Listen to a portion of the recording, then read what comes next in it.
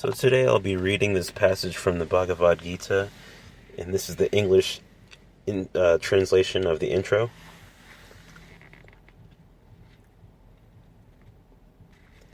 So it goes, in sleep, a person passes in and out of two stages, dreaming and dreamless sleep.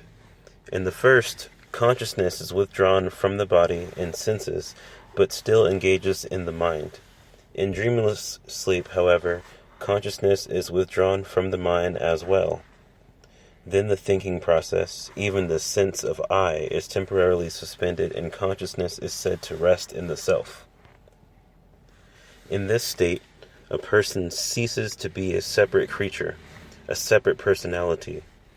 In dreamless sleep, the Upanishads say, a king is not a king, nor a pauper poor. No one is old or young, male or female, educated or ignorant. When consciousness returns to the mind, however, the thinking process starts up again and personality returns to the body. According to this analysis, the ego dies every night. Every morning we pick up our desires where we left off. The same person, yet a little different too. The Upanishads describe dying as a very similar process. Consciousness is withdrawn from the body into the senses, from the senses into the mind, and officially consolidated in the ego. When the body is finally wrenched away, the ego remains a potent package of desires and karma. And as our last waking thoughts shape our dreams and contents of the unconscious at the time of death, the residue of all that we have thought and desired and lived for in the past determine the context of our next life.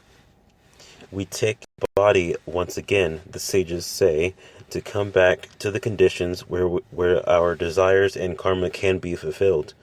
The self-realized person, however, has no karma to work out, no personal desires at the time of death. He or she is absorbed into the Lord.